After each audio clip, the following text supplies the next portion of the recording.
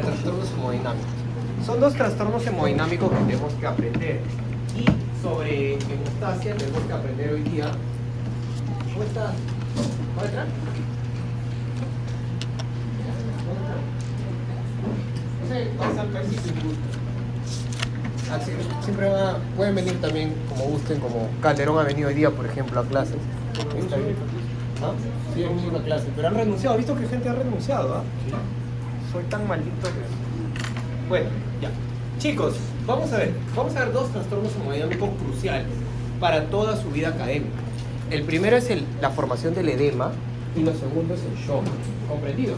Es más, shock es tan importante que inclusive está dentro de una clase de práctica, ¿cierto? Pero también vamos a hablar de problemas de la hemostasia. Pero la hemostasia puede fallar en la formación de los trombos y coágulos, como también puede fallar a la hora de evitar que esto se forme. A los trastornos en los cuales no puedes formar los trombos se conocen como trastornos hemorrágicos y son motivo de estudio de la siguiente semana. Hoy día vamos a ver el exceso de estos trombos. A esto se le conoce como trombofilias.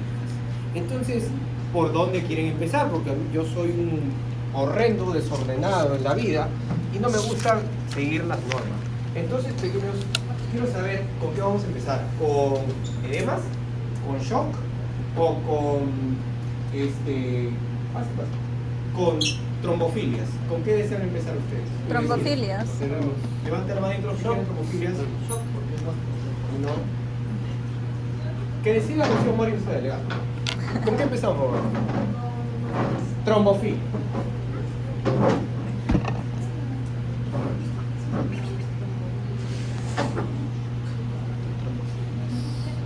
Muy bien, chicos. Vamos a hablar de trombofilia. Para eso tú tienes que saber que la hemostasia tiene fases, ¿no? La hemostasia primaria, la secundaria. Y no olviden que la secundaria tiene dos factores, el factor plaquetario y el factor plasmático. La hemostasia primaria en realidad es determinada por el factor endotelial. Cada vez que hay un corte en un vaso sanguíneo, pues la hemostasia primaria se activa inmediato. Quiere decir, si yo, por ejemplo, recordando a mi ex, agarro un cuchillo y ¡zas! Me tajo la vena yugular externa, por ejemplo, de inmediato el endotelio de esta vena va a contraerse, va a estimular la contracción, la vasoconstricción del músculo liso y ahí va a detener la hemorragia durante un momento. Eso se conoce como hemostasia primaria, cuyo factor principal es el factor endotelio. Y ahí viene la hemostasia secundaria que inicia con el factor plaquetario, que tiene dos pasos. ¿Cuáles son? ¿Alguien recuerda? ¿La activación plaquetaria o la agregación? Agregación. Son tres. En realidad, en primer lugar, tiene que haber adhesión plaquetaria.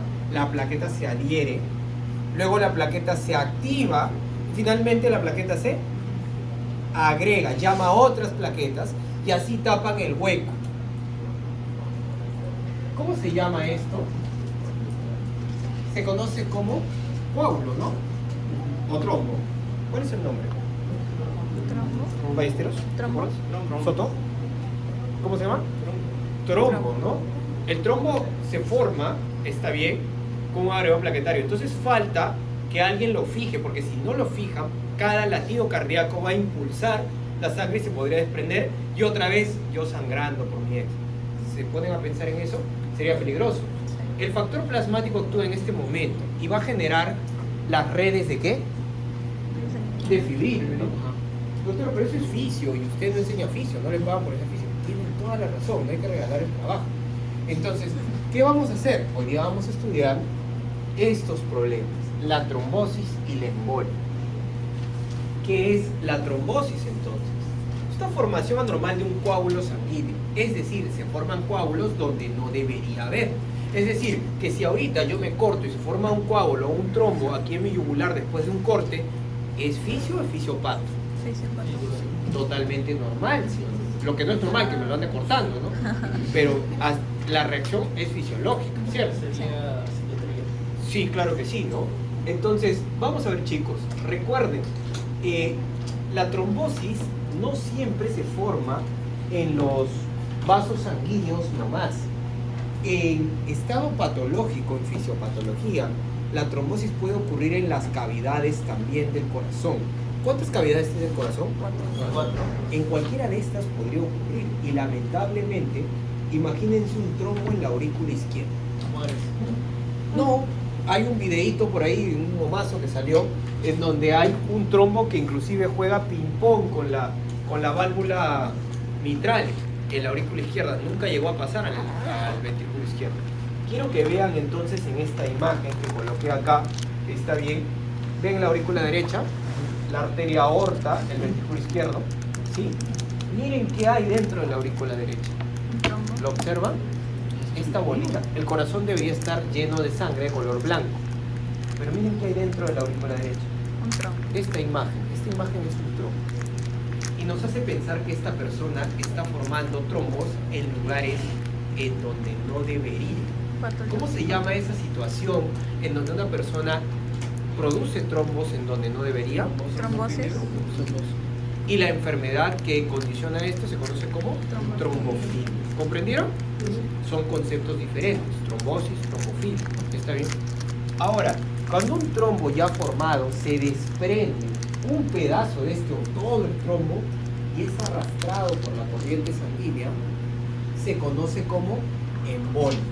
La embolia es el desplazamiento de una masa, a veces sólida, a veces líquida y a veces gaseosa.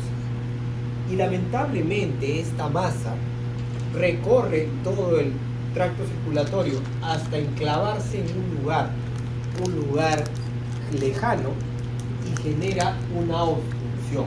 ¿Comprenden? Entonces, ¿la embolia es buena o es mala? Mala. Siempre va a ser mala. ¿Ya? Ejemplos de embolia sólida. El desprendimiento de un trombo. ¿Comprenden? Un pedazo de grasa que se escapó de la médula ósea amarilla, grasa, y que termina viajando a donde no debe. ¿Comprenden? La embolia siempre es mala y lo más frecuente es que sea sólida. Podríamos decir que el 90% de veces que tú encuentras una embolia va a ser sólida.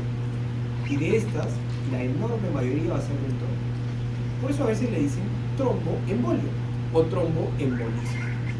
¿Se entendió? Doctor, ¿y podría ser líquido? Sí, claro que sí.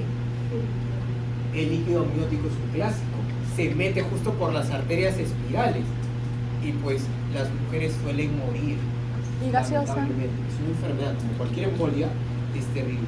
Gaseosa, pues esto es generalmente una iatrogenia. Aunque ya no suele ocurrir porque las jeringas tienen una válvula de seguro. Antiguamente las jeringas eran de vidrio. ¿Han visto las películas antiguas? Las jeringas eran de vidrio y pues se colocaban y estas jeringas cuyas agujas no estaban reguladas hacían entrar aire y este aire terminaba embolizando. Eso ya no existe en la actualidad. Las jeringas tienen válvulas y su tecnología no permite realmente generar esto. A menos que una persona esté jugando a ser enfermero, ¿no? Sobre todo cuando estás en Norteamérica o en Europa, donde coges estas drogas ilegales y te andas metiendo, ¿no? ¿Cierto? Pero ¿En el ese Perú caso sería existe eso? bueno. No. No, porque en el Perú esas drogas puedes comprarlas a Las 50 inhalan. céntimos, está bien, y en vía oral. Así que, claro, ¿quién anda usando heroína cuando en el Perú tenemos cierto. tramadol? Acá venden ketamina también. Sí, pero esa es otra historia que no vamos a hablar. Apaguen sus celulares, por favor. Ya saben qué me va a pasar. Entonces, para todos ustedes, no se olviden. ¿Puede ser líquido? Sí. ¿Puede ser gaseoso? Sí. También. Y mi pregunta es común entonces la embolia gaseosa? No. No. Quizás menos del 1% suele ser embolia gaseosa. Como nosotros hemos dicho que la trombosis es la principal causa de embolia, de hecho le pusimos tromboembolismo a esta condición, está bien, vamos a hablar de la famosa triada de Virchow. De hecho fue un cirujano que descubrió que sus pacientes lamentablemente terminaban muriendo de embolismos pulmonares. En realidad morían de falla respiratoria. Hasta que los abrieron con sus amigos anatopatólogos y encontraron que tenían coágulos. Entonces no entendía por qué esto sucedía e inició un estudio del caso. Muy bien, ¿qué descubre Virchow? Virchow descubre que existían tres componentes, un montón de factores de riesgo para comenzar, pero los agrupó en tres componentes. Y dijo que si los tres componentes estaban juntos, tenían una triada horrenda de generar trombosis en las personas. Estos tres componentes de la triada de Virchow son los que ven ustedes aquí. Pueden observar que arriba dice lesión endotelial, abajo dice flujo sanguíneo alterado y al lado derecho, abajo dice hipercoagulabilidad, ¿cierto? Entonces, va a haber un momento en que el endotelio falle, porque para eso tienes que saber cuáles son las células que controlan la hemostasia en el ser humano. ¿Cuáles son? ¿Sabes? Las plaquetas. Va una célula, falta otra. Las células endoteliales. Claro que sí. Entonces, tanto el endotelio como la plaqueta dirigen la hemostasia.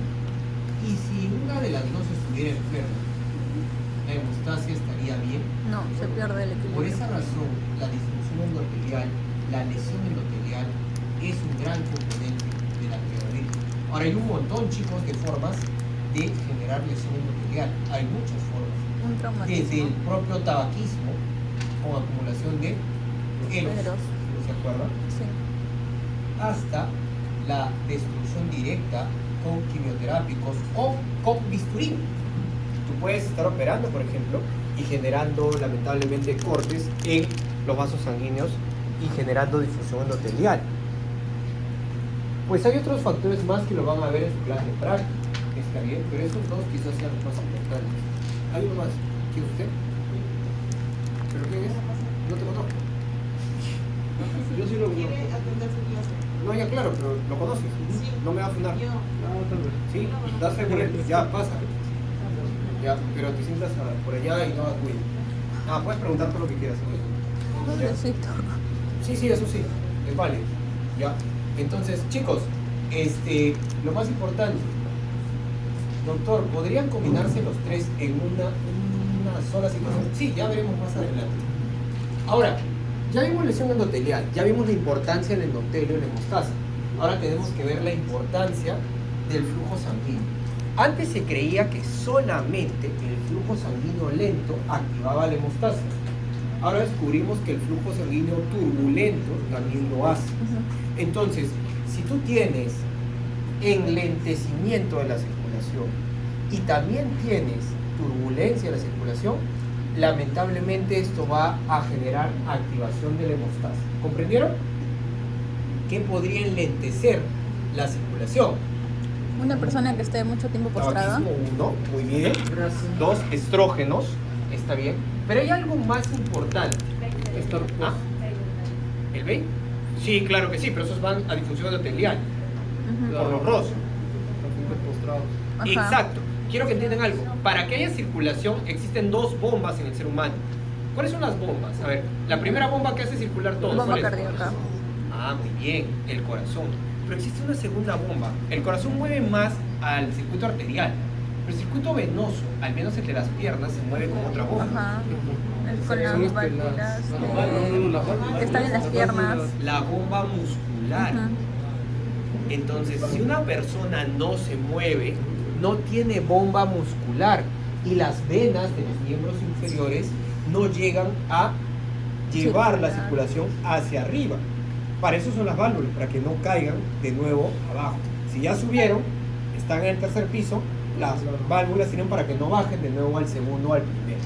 ¿Se entendió? Ujú. Entonces, la éstasis venosa aparece cuando la bomba muscular falla. ¿Y en qué situaciones podría fallar la bomba muscular? Sedentarismo va uno, Sedentarismo. excelente, va, Sí. perfecto.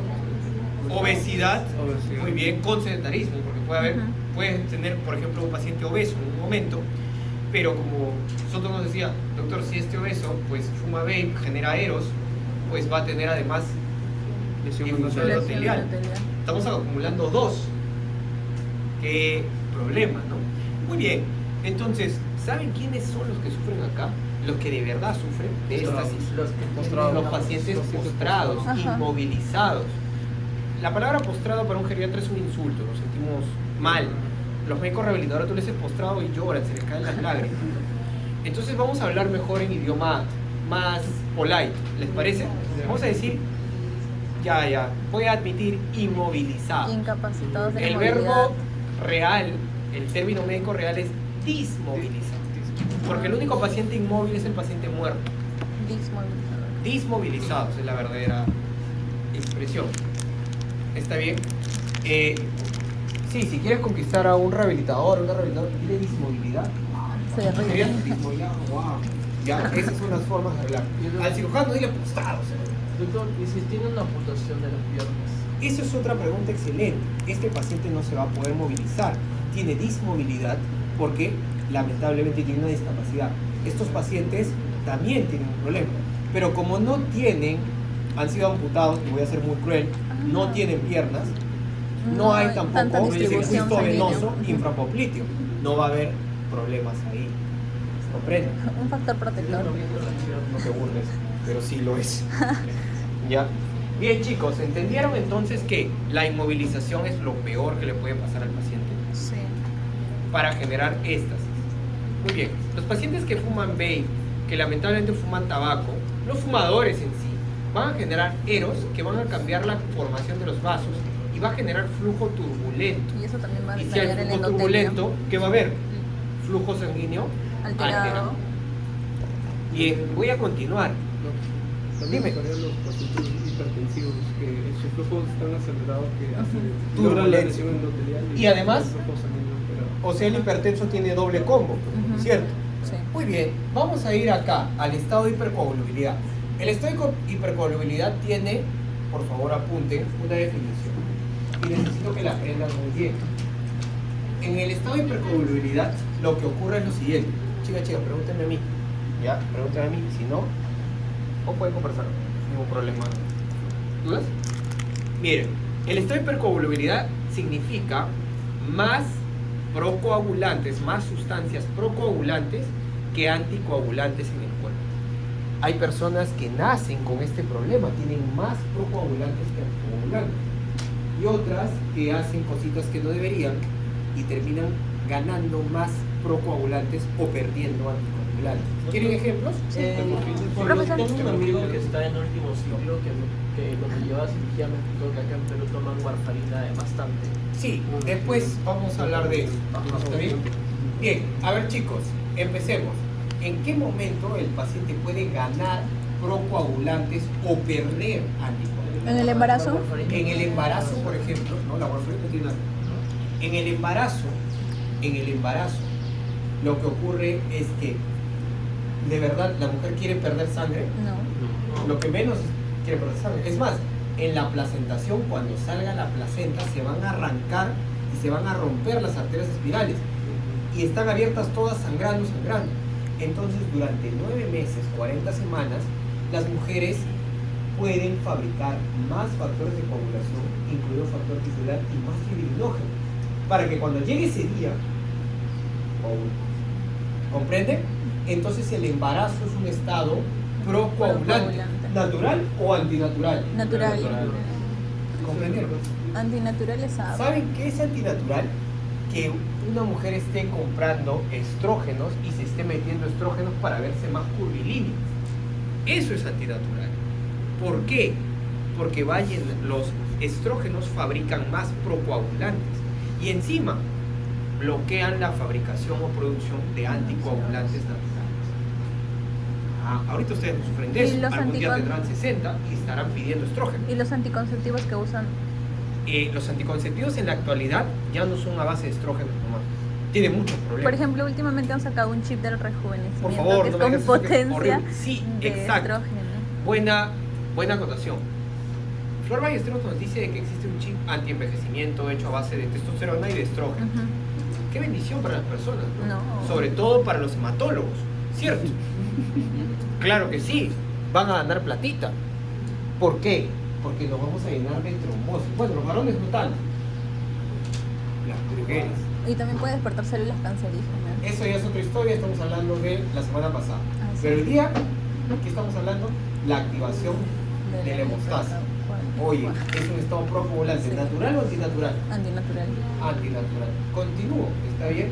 El cáncer, ¿se acuerdan la clase pasada sobre la embolización la metástasis por embolización, cómo la célula cancerígena se escapaba, Ujú. se cubría del factor tisular, y se por eso llenaba de no plaquetas y luego embolizaba para invadir y se Ujú. embarga en otro lado. Sí. Entonces las células cancerígenas están llenas de factor ¿qué? Tisular. El cáncer fabrica a veces tanto factor tisular que genera un estado procoagulante. ¿Comprenden? Y por último, voy a dar un ejemplo muy frecuente. ¿Está bien? Existe un estado en el cual nosotros no nos nutrimos adecuadamente. Hay dos vitaminas que son cruciales para la fabricación de anticoagulantes naturales. También sintetizan procoagulantes, pero sintetizan anticoagulantes.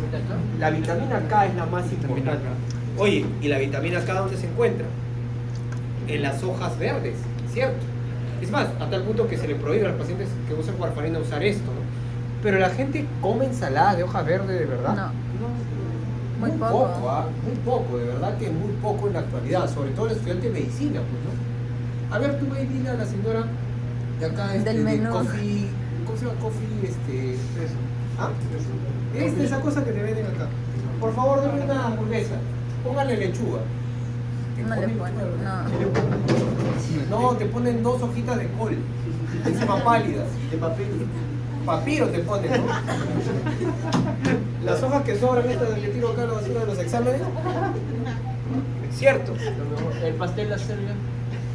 Ah, esa es una muy buena forma de rompiendo mitos con el doctor Cabello. Muy bien, hoy rompiendo mitos con el doctor Cabello vamos a hablar de el pastel de acelga contiene vitamina K para poder yo tener buena anticoagulación y coagulación. No, porque recuerden que deben comerse no cocidas. El pastel de acelga. ¿Ya? ¿Comprendieron? Entonces es un gran problema, eso es saludable, pastel de acelga. Ya fue. Ahora, doctor, usted dijo de que las personas podrían nacer ya con un estado procoagulante. A eso se le conoce como trombofilias, apúntenlo, genéticas o también llamadas congénitas o también llamadas primarias. Entonces las trombofilias primarias, congénitas o genéticas son un montón de verdad. Pero de todas, la más famosa es la mutación del factor 5 de Leiden. De hecho, el factor 5 se resiste en esta enfermedad a ser destruido por la proteína C, un tipo de anticoagulante natural. Entonces, estas personas que nacieron con este factor 5 nunca dejan de coagular. Sigue su cascada activa. Ese es un gran problema. O sea, cuando hay una lesión. Mutación en el factor 5. Por eso se le conoce como factor 5 mutado de Leiden, pero la gente ahora le dice factor 5 de Leiden, ¿no? ¿Dónde ocurrió? Pues fue descubierto en una ciudad de Países Bajos llamada Leiden. Casi todos sus habitantes tenían este problema. Ahora no me estén funando, apaguen su cámara, todo, porque voy a decir un comentario. ¿Está ahí? Anuncia, por favor. Por el incesto. ¿Ah? ¿Puede darse por el incesto? No, el problema, ¿sabes cuál es? Sí, primero que todos son primos. La ahí, ¿no? consanguinidad. Eso no debieron haber hecho en la Edad Media, pero lo hicieron. Ujú. Había mucha consanguinidad, ¿no? Ujú. El segundo problema más grande es que esto es una enfermedad de raza caucásica. ¿Cierto? ¿Qué hace la gente de mi barrio, de verdad, creyendo que tiene factor 5 de Leiden? O sea, son obesos fumadores, tienen trombosis de miembros inferiores y me dicen todavía, he leído en Google, así, color pues humildad, pues, ¿no? Y me dice, doctor, he leído en Google que yo tengo factor 5 de Leiden. Y yo, bueno, Pero no es alterado. o sea, tiene factor 5, ¿no? Definitivamente, pero la mutación de Leiden No, esa no es un tiene. poquito difícil, está un poquito lejos, ¿no? Sí. Es una enfermedad de raza caucásica. Ya, ahora sí pueden activar su cámara. ¿Cómo están? Lo siento, vamos a fundar por esto, o sea, porque equivocaron. Medita, por favor, ¿ya? No, el doctor Martos ha pedido que mis clases sean grabadas y que sean enviadas a él para que él mismo las edite. Ya. Entonces, ¿comprendieron bien lo del factor 5 de Leiden? Sí. ¿Es común? Sí. ¿Acá en el Perú? No. En ciertas poblaciones caucásicas como en el norte del Perú, ¿ah? La Sierra Norte del Perú tiene mucha población caucásica, hay mucha esclerosis múltiple, enfermedad celíaca, hay un montón de factor 5 Leiden por ahí. Pero en el resto, al menos en mi barrio, no había, pues, ¿no? ¿Está bien? Entonces, chicos, para todos ustedes, el estado de hipercoagulabilidad, también llamado trombofilia, suele ser más frecuente adquirida que la genética. Hay mucho más pacientes con cáncer gestando que factores 5 Leiden mutantes, ¿sí o no? ¿Sí? Hay mucho más desnutridos que factor 5 Leiden mutantes. Entonces, siempre que ustedes se enfrenten a un paciente en donde estén las tres La triada de partes, Virchow. fases del,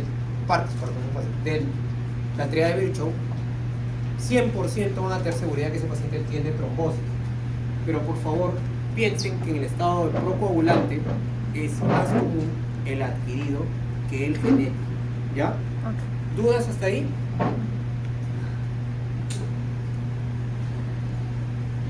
Ahora sí, ya entendimos qué es la triada de Virchow, ¿no? Ujú. ¿Sí? Ahora vamos a hablar de la patogenia de las trombosis venosas. Muy bien. Para que haya trombosis venosa sobre todo en los miembros inferiores, tienen que haber dos estímulos. La predisposición genética es un estado de hipercoagulabilidad primario. Primario. Por ejemplo, ¿cuál dije? El más Factor común. BL5. El factor de 5 Factor Leiden de Leiden. mutado. Ujú. Agreguen el mutado para entender. Ah, Ya no, cuando claro. sean hematólogos digan Leiden. ¿Hay otros? Sí, claro que sí. Déficit de antitrombina, déficit de proteína C. Imagínate que nazca sin proteína C. Imagínate que nazcas sin proteína S. Imagínate que nazcas lamentablemente sin antitrombinas. Qué terrible. Muy bien.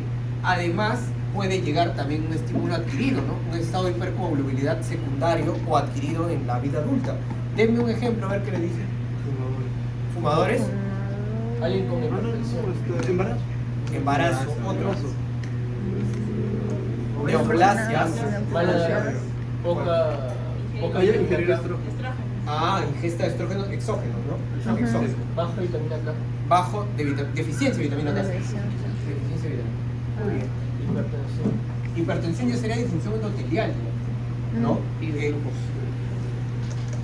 Quiero que entiendan que formar trombos en las venas es diferente a formar trombos en las arterias, ¿ya? En las arterias los trombos son formados por complicaciones de la aterosclerosis. Ajá. Para eso la semana 9 te voy a enseñar qué es aterosclerosis. Ustedes tranquilos. Un pequeño resumen. Un pequeño resumen, la aterosclerosis es una enfermedad de arterias grandes, en las cuales se acumula gran cantidad de colesterol malo en las arterias.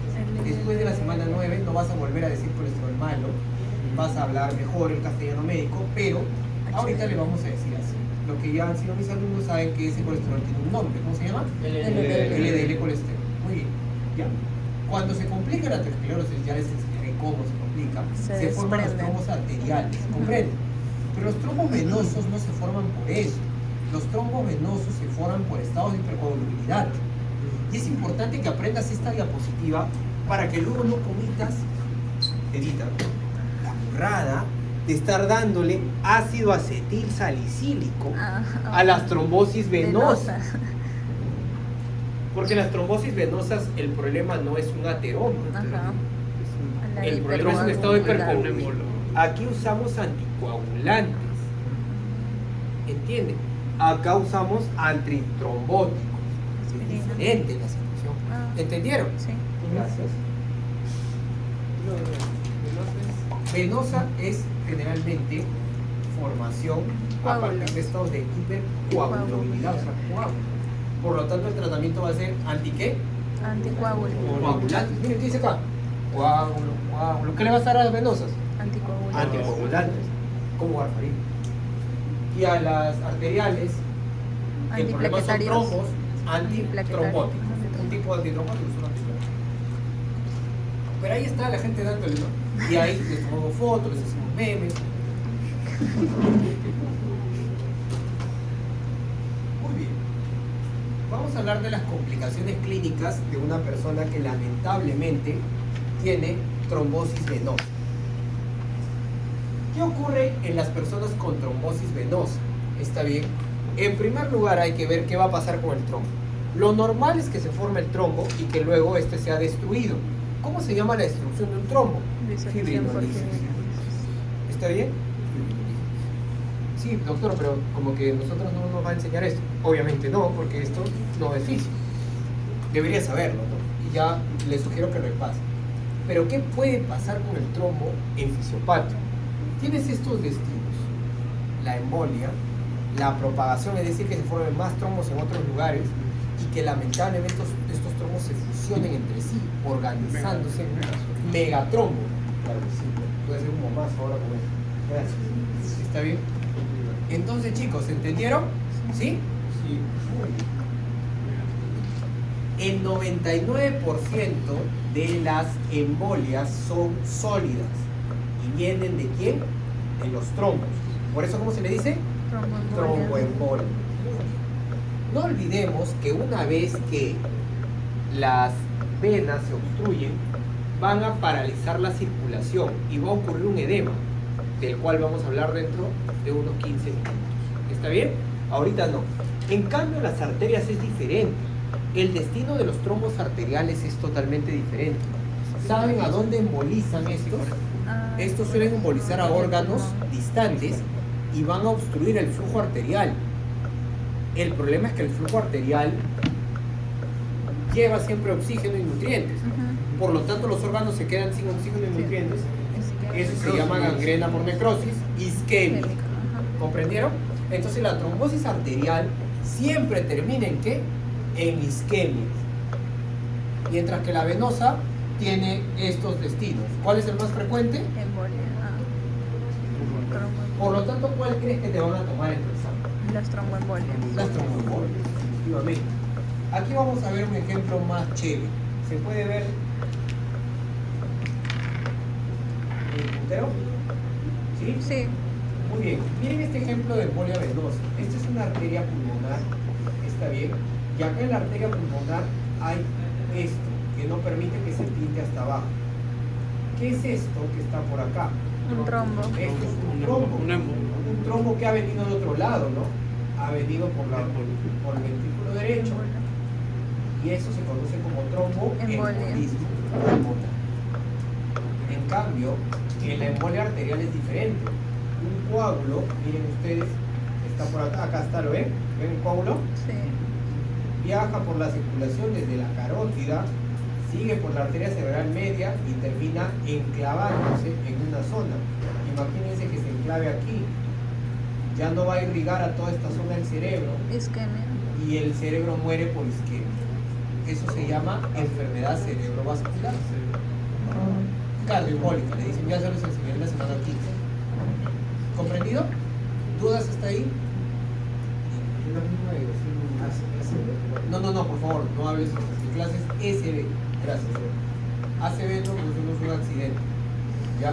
ACV es un término anterior al 2013. Eso es 2024. Entonces, sea SB, enfermedad cerebrovascular. Muy bien, chicos. Quiero que comprendan esto sobre los estados de hipercoagulabilidad. ¿Está bien? No se olviden que existe trombocitosis primaria, en la cual lamentablemente hay un montón de trombocitos, hay muchas plaquetas. Eso ocurre cuando tienes mucha trombopoyetina, por ejemplo. ¿Está bien? O trombocitosis secundaria, por ejemplo en el cáncer, en que se fabrican más plaquetas de lo que normalmente se necesita. Estos estados de hipercoagulabilidad se conocen como los estados de hipercoagulabilidad plaquetaria. Es decir, hay demasiadas plaquetas. Demasiadas plaquetas. Lo otro es que lamentablemente hayan muchos factores de coagulación. Y estos ya te los he enseñado. ¿Cuáles son los estados de hipercoagulabilidad primarias, genéticas o congénitas? El factor 5 de Leiden. ¿Lo ven? Factor 5 de Leiden. Mutado. Y los adquiridos son frecuentes. Estos, Aquí sí. están todos. Reposo prolongado es un ejemplo que quiero que quede claro ahorita y para terminar esta parte, porque me falta una diapositiva. Chicos, ustedes han escuchado después de una cirugía que dice la gente: no te muevas, por favor. No, te dicen. Reposo absoluto, ¿han escuchado o no? ¿Qué dice la vecina? ¿Qué viene y le dice? No. Operan a tu papá, a tu mamá, a tu tío ¿Y la vecina qué le dijo? Que No. descanse, no te muevas, por favor, quédate así quietito. No, te piden que te muevas. ¿Qué debes hacer? Mover, Mover, caminarte. Moverte, porque la cirugía produce inmovilización por un Ujú. tiempo y daño endotelial, 2 de 3. Imagínate que esta persona sea además, Tengo no un sé, conmutador. un estado de hipercoagulabilidad como tener una neoplasia, una cirugía por cáncer de próstata. Oye, ¿tienes 3 de 3 o no? Sí, Y en 3 de 3 vas a tener trombo, ¿no? ¿De sí. verdad lo vas a mandar a inmovilizarse como para que ya, pues, un empujoncito? ¿En cuánto tiempo se podría mover el paciente? Esa es una pregunta que no te puedo contestar ahorita. Ojalá que tenga... ¿Cómo? No, mentira, o sea, con letra ya puedo contestarlo, pero jóvenes no me acuerdo. Ya, pero es una pregunta que no te puedo contestar ahorita porque no forma parte de eso. ¿Entendieron eso? ¿Sí? Muy bien. Ahora, de todos estos, ¿cuál es el más frecuente de todas las trombofilias primarias? Esas genéticas, ¿se acuerdan? Miren ustedes. Mutación del factor 5. Oye, mira, 3 a 8% de la población general. A su madre, en el Perú, ¿cuántos somos? Vamos a poner el mínimo, 3%, ¿ya? Somos 30 millones. 10 millones. 900.000 personas en el Perú, 900.000, casi 1 millón de personas, tiene su factor de Leydig mutante. Ahora, en otras poblaciones caucásicas llega a 8%. Ah, Es un montón de gente. Imagínate, no sé, en Inglaterra, 60 millones de personas. ¿Cuánto es el 8%? 4.8 millones. No, perdón. 7.2 millones. Oye, como que son bastantes personas, ¿no? Casi todo Lima, puros pacientes con trombofilas primarias. Entonces, ¿tengo que aprender estas? Sí, para tu examen memorízalas. Sugerencia. ¿Cuál te van a preguntar sí o sí? el factor 5 de Leydig. Definitivamente. Y por ahí el segundo, que es este. Estos dos. Ah, C y deficiencia S. de proteína C. Ya, siempre aprende el primero y el segundo, es un consejo de la escuela de medicina. En la vida real es más frecuente, aprende más frecuente. ¿Dudas hasta ahí? Muy bien. Doctor, usted dijo que había embolia grasa. Sí, sobre todo con las fracturas. ¿Ah? Si yo me fracturo la tibia, la médula ósea grasa va a terminar llevando. Y la gaseosa, ya les conté, ¿cierto? El infarto por culpa de las embolias arteriales. Primer descanso. ¿Dudas hasta ahí?